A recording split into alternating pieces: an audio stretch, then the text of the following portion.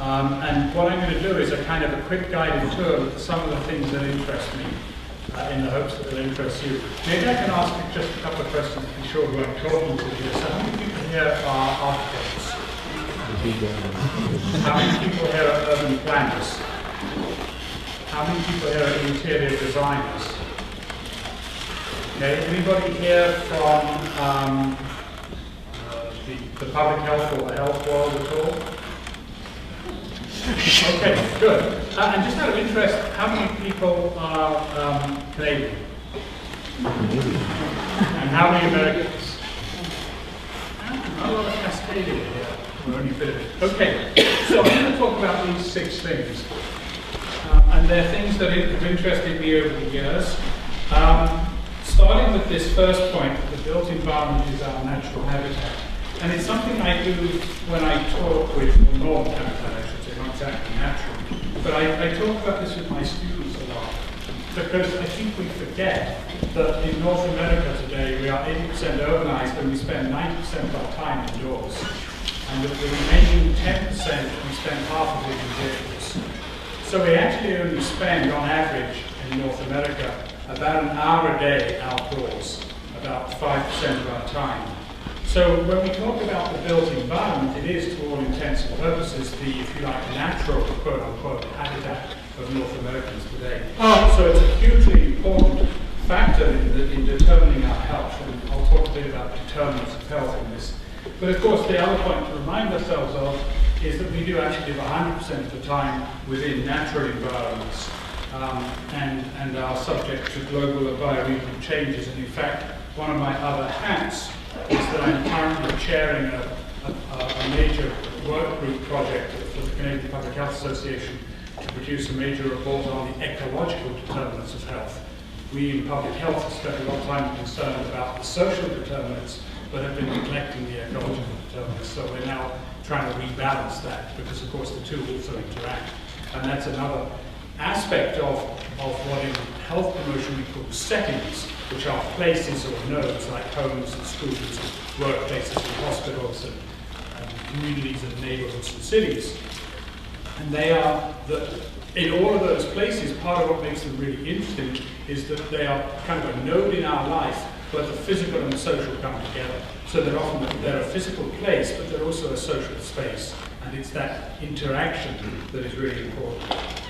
So I'm going to be building to some extent here on a presentation I gave about 5 years ago, a Hallman lecture that I gave at the University of Waterloo on public health and design, really. And the name of the presentation was actually, "It's the Environment, Stupid." I'll come back to why I use that title later on, but you may recognize a certain political reference in there. And so as part of that, I looked at the built environment, and I found this quite helpful by Tom Bartuska, talking about the different components of the built environment, because it went from products that we use in our homes all the way up through interiors and structures to landscapes and to cities, and then to regions, and then on to the earth itself. And so I found that helpful in thinking about the role of different design professions and the spaces that people inhabit and the implications of that for health. So some of that will spill over into all of this, and I'll come back to that towards the end of the presentation. So if we move on to think about the health implications of the built environment, given that that's where we spend 90% of our time is indoors, and of course everybody's familiar with this famous quote from Winston Churchill, but it is so very true, that we really do shape those built environments. And there's a very long history of doing that and thinking about that and being concerned about that. And from a public health perspective, I could trace it all the way back to Hippocrates, the father of medicine, who 2,500 years ago wrote a book called Airs, Waters, Places. And all the concern that there was in those days, actually Hippocrates himself probably didn't write it, it's part of the Hippocratic corpus from the Hippocratic school. But all the concern there was about the influence of the environment on health. And that persisted throughout history, but it came sharply into focus in the mid-19th century with industrialization and with the move to the slums. At the time of this report, roughly, life expectancy for the labouring classes in Manchester, England, was 17 years. The conditions were so appalling that people were dropping like flies.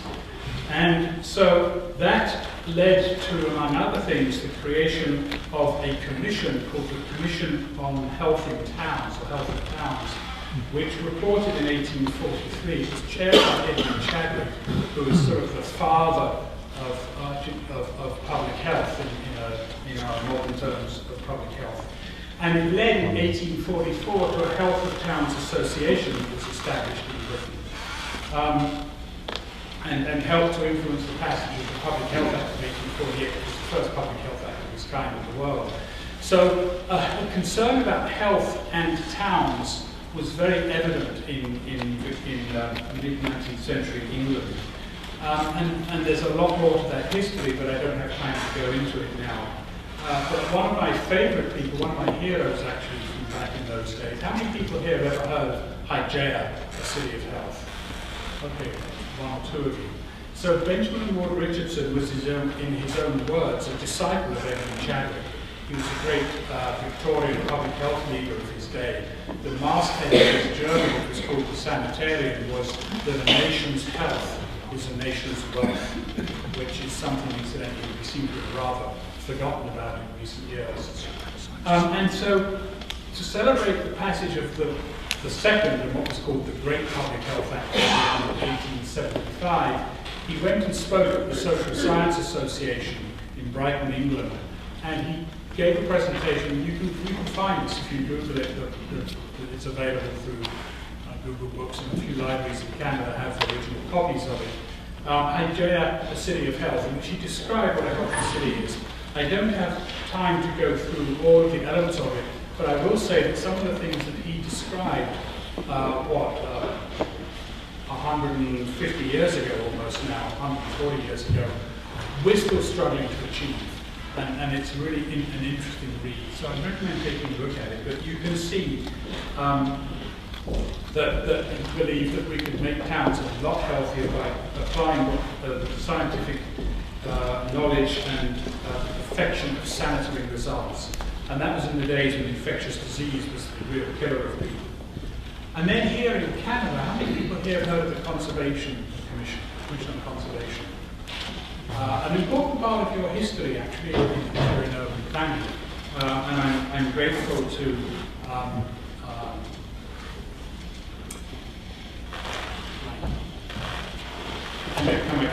I'm grateful to whoever it was for putting me on the track of this. The Commission on Conservation was set up by the federal government in 1910, ran until 1921, and it was concerned, as it says here, with two factors: the question of physical conservation and the question of vital conservation. So, in a sense, it was 100 years ago now. It was a version of what today we would call sustainable development, except that it had a much larger understanding. So it actually understood sustainable development and conservation as being about conservation of health as well as conservation of the environment. And that's a lesson we could usefully draw from 100 years ago, because again, we kind of narrowed our scope too much and lost some of that. This came from a comment in the report of the Public Health Committee. So this Commission on Conservation actually had a Public Health Committee. And the Public Health Committee, influenced by people like Chadwick and by Benjamin Ward Richardson, and led, of course, by Ebenezer Howard, they were convinced, that, as had been those predecessors, that you had to improve the health of towns, and that this was best done through town planning. So the Public Health Committee became very involved in town planning, and they commented here in their report, which I think was 1915, that in housing and town planning we're dealing with most of the former, that is to say, conservation of natural resources, and all of the latter, conservation of vital resources. And they brought Thomas Adams over from Britain in 1914, who had been the first secretary of the Garden City of Letchworth. And in a sense, he established the town planning profession and process here in Canada. So in fact, the roots of public health and urban planning are very tightly enmeshed 100 years ago. And then we kind of forgot about it. And one of the things that I've done over the last 30 years, probably the most important piece of work I've done, and that I'm most known for, is around healthy cities and the idea of how do we create healthier cities or healthier communities. An idea we started to work with in Toronto almost 30 years ago now, and that has grown to become a global movement with thousands, literally thousands of cities and towns and villages around the world trying to do that. So I see a very strong link between health and urban planning. We can also say that the built environment affects health and well-being both directly, because we spend 90% of our time indoors, but also indirectly because of what the built environment then does to the wider natural environment that kind of feeds back on us. So housing design, for example, affecting social interaction. And we've forgotten, I think it was Christopher Alexander or someone saying that if you wanted people to engage with each other, build the houses so the doors face each other. And if you want people to be disengaged from each other, then build them so that they can't see each other from their houses. And things like that, that we don't necessarily always think about in terms of the health implications. Energy use creates climate change, and that, of course, is one of the biggest concerns that certainly that we have in public health, is the health impacts of climate change. And then things like where or if there are fast food stores or food access at all, and what does that do to people's food choices and diet, particularly in low-income communities. So diagrammatically, I sort of see it as this: the built environment, in red, directly affects us, but then it in turn, with the blue arrows, affects the wider environment, and that in turn has impacts on us. So it's this sort of double whammy. So there's been a lot of concern over the years about the health risks of housing, and of course, if you go back and look at, for example, I had a student in the mid-1980s who I persuaded to spend a summer in the archives at City Hall. And what he looked at was the history of the evolution of the various municipal departments. There was something like 30 or 40, or 34, I think, that he looked at. Of those 34, health had been a factor in the establishment of 16 of them directly from the founding documents of the department. Things like the fire department concerns over safety, building department concerns over safety of buildings, parks departments and their health benefits, and so on. And in 10 of the 34, health was in fact the main factor behind the establishment of the department. So we've sort of forgotten how important health has been to municipal government over the years. And also the same with housing. Building codes, in many ways, are about health and safety. And that's a good part of the reason why we have building codes. It's about the health and safety of the occupants. And so this is a particular report from WHO. You can just scan it yourself, but if you look at, this was Smith in 1989 in a report from WHO, all the all the housing defects on the left and the health risks on the right. So I am going to, in the interest of time here, skip on through a little bit of the next. Just to pick up on some of the issues that I've been involved in. So when we talk about design and health these days, we're talking about these sorts of issues, and including food access and social connections, but also sustainability and also equity. And equity is a big issue in health these days. There are huge inequalities in health, which are unjust and unacceptable, and largely preventable. And the built environment is a part of addressing our ability to do that. The CMHC, some of you will, maybe many of you will know, back in 1996, was working on the notion of healthy houses and talked about some of the aspects of what makes for a healthy house: occupant health, energy efficiency, resource efficiency. So you can see the great overlap between the health agenda and the sustainability agenda, and they're really inseparable. And I often say I don't really care whether you call it a healthy community or a sustainable community or a green community or a safe community or a livable community, because fundamentally they're all about the same thing, which is how you improve the well-being and quality of life of the people who live there. And we just come at it from different perspectives. We need to understand that they all intersect and interlock, and they all have to be done together for this to work properly. I've also been quite involved in work around designing healthy hospitals. Just out of interest, how many people here think that their local hospital is the healthiest building in the community? How many people here think you get a good night's sleep in your local hospital? No. You're very typical. But there's something fundamentally wrong about that. Why wouldn't the hospital be the healthiest building in the community? Why wouldn't it have the best food? Why wouldn't it be a place where you can get a good night's sleep? So we've designed hospitals without really thinking about what they're doing to the people who have both spent time in there as patients, but also who work there. They're very unhealthy workplaces. Nursing these days is one of the most dangerous occupations you can go into, in fact. It has a very high occupational health problem rate. So 4 quick questions, and 3 of those deal very much directly with the built environment of the hospital. Healing environment for patients. And there are organizations, I'm going to leave my PowerPoint with you because there's actually, you're not seeing this, you're seeing about 1/3 of all the slides I put together for this, because there's a whole lot of other stuff that's hidden that has a lot more information on it. And you don't need to write all these down there. But there are organizations working on healthy hospitals, and design and architecture is key to a lot of that. And there are examples of organizations, the Canadian Coalition for Green Healthcare, which I helped to found 15 years ago, things like that. So in lots of different places, this is becoming an issue. How many people here have heard of Healthy Canada by Design?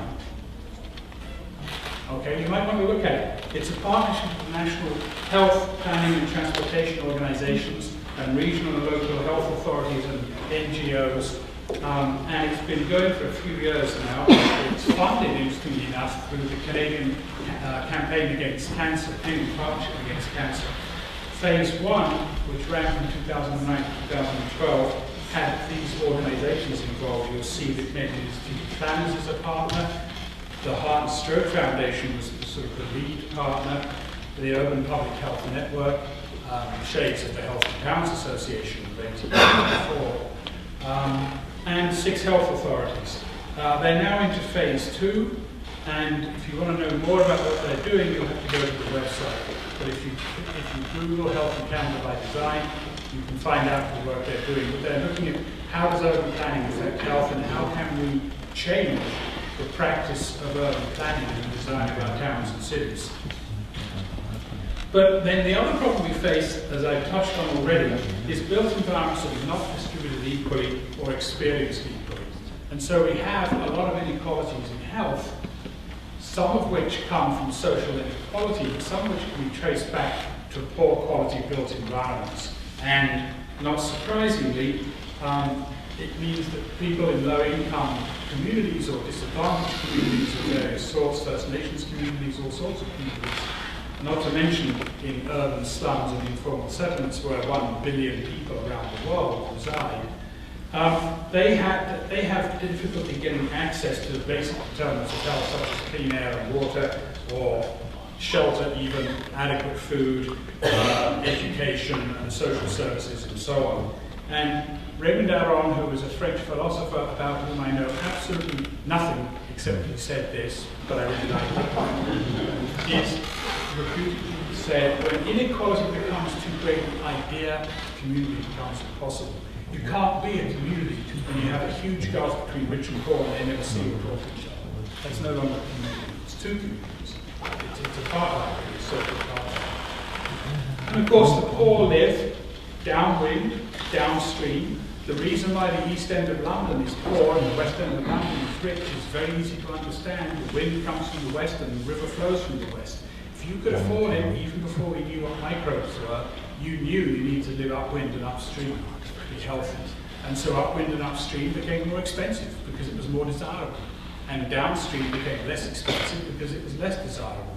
And so you get this social gradient across the city, which is entirely due to the downwind, downstream situation in those older cities, downhill. Unless, of course, the hills are dangerous, in which case you live on the hills, as is the case in a lot of favelas in Brazil and so on. The poor live on floodplains and other marginal lands around the world. They live near landfills and industrial plants and hazardous sites. and they live in unsafe and damp and unhealthy housing, and they live in dangerous neighborhoods, and they work in unsafe and unhealthy workplaces. So this advantage is intense, and it's concentrated and it's multiple for these populations, and a lot of it is related to the physical environment in which they live. So how do we create healthier built environments, in particular for those who are experiencing the worst health, the most disadvantage, the worst environment? So you need to preferentially look at that. I'm going to talk very briefly about this because I suspect that it's fairly well understood about the links between health and sustainable design. I'm not going to go through this set of 3 slides in any detail. I did a report for Health Canada back in 1998 or thereabouts on the health benefits of sustainable housing and sustainable urban design.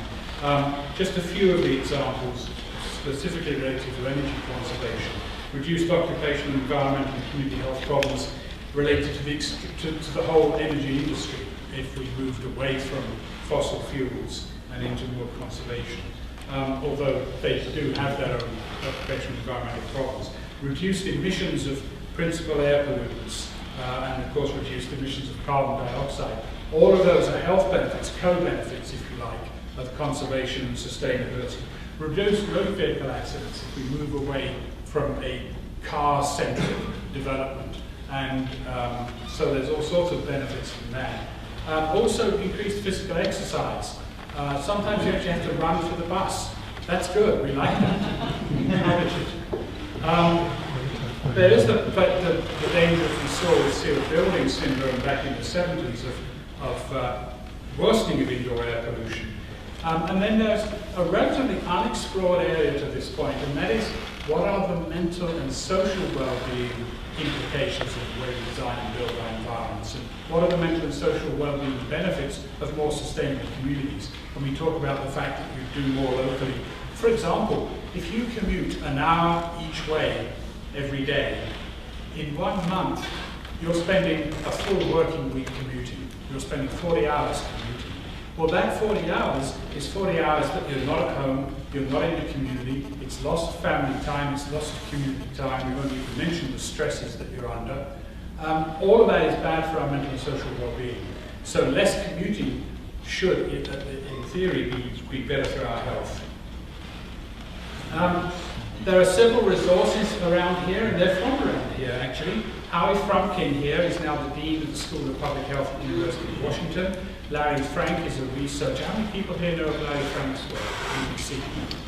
Okay, you might want to check him out. Larry Frank is a researcher, I'll come to him in a minute, and a professor at UBC in public health and in urban planning. And Dick Jackson is now Director of Environmental Health at the UCLA, and they've just done a whole book about this.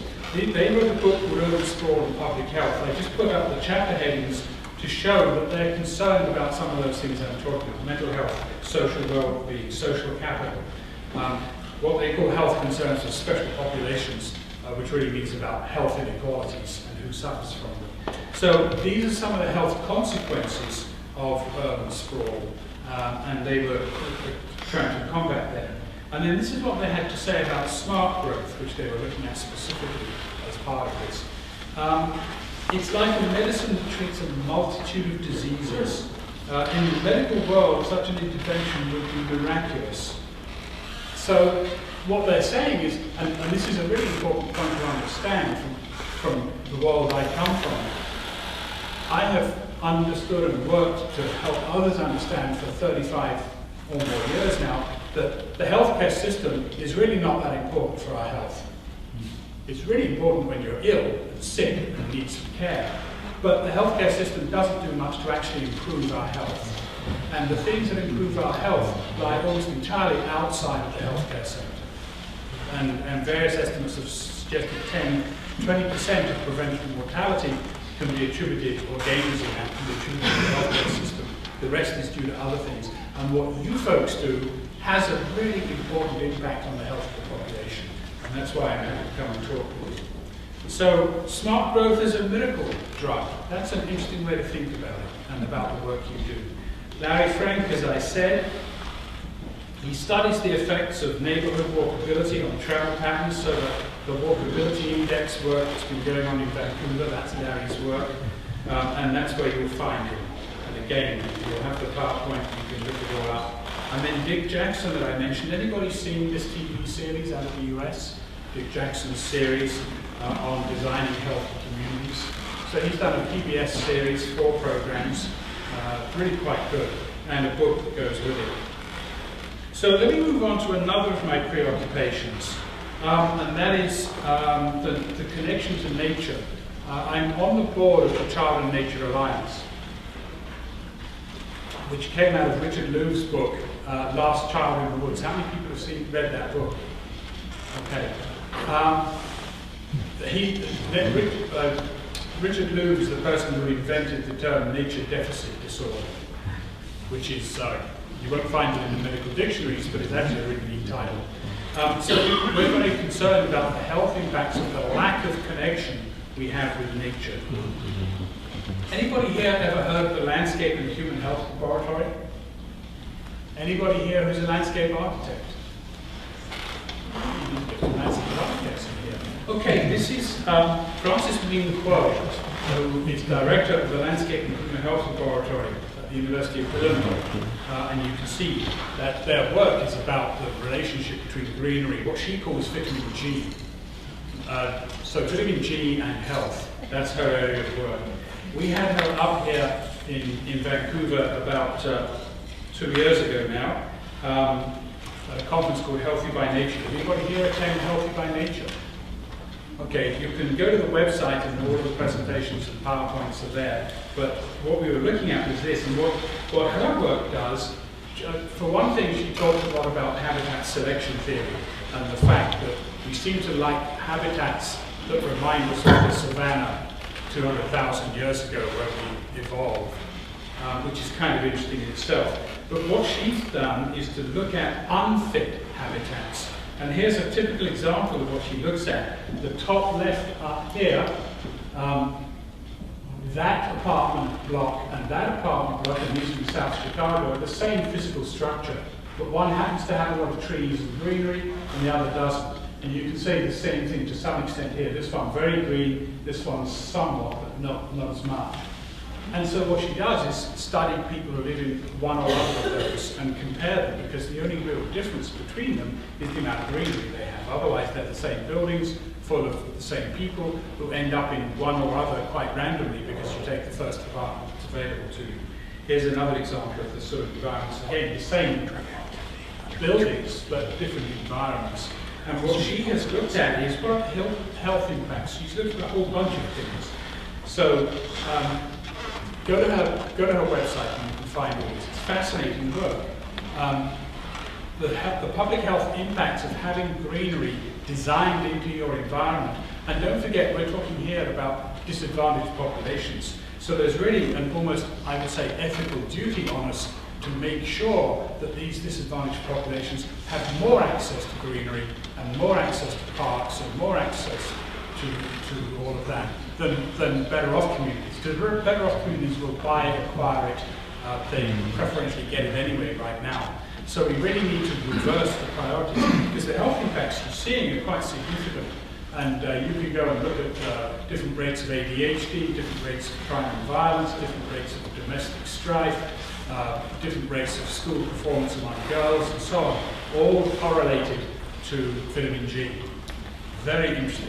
So in less green environments, you see more social breakdown, you see more psychological breakdown, you see more physical breakdown, and she comments on the interesting notion of how to design a community. There will be a garden to grow people in. So you folks in all of these design professions, and it starts perhaps with software design and goes through all the way to urban and regional planning, the design professions as a whole, there's all sorts of ways that you affect, and I'm going back to that set of examples at the beginning: products, interiors, structures, landscapes. So you can think about all the different roles that the different design professions have in designing those spaces, in designing cities and regions, and maybe not quite the Earth, we're not quite there yet, although some people think terraforming is the next big idea. I'm going to skip over that and that. Just want to remind people, I mentioned my work on healthy cities. Len Gould and I wrote the original background paper for WHO in 1986, so almost 30 years ago. And this was our definition. And at the end of our definition, we said it's really not about health, it's about human potential. How do you help people maximize? How do you grow people? So, in summary, you need to remember that the purpose of design, I would say the purpose of society, is people. And that's where we need to be focused. And what maximizes the health, well-being, quality of life, level of human development, level of human potential of people. And how do we do that? Both as individuals and as the collective. Equity needs to be a focus. We need to think about who's disadvantaged and how do we create healthier environments for them. They need to be engaged in that process. And I had a couple more slides, but I think I'll call it there so you get the picture.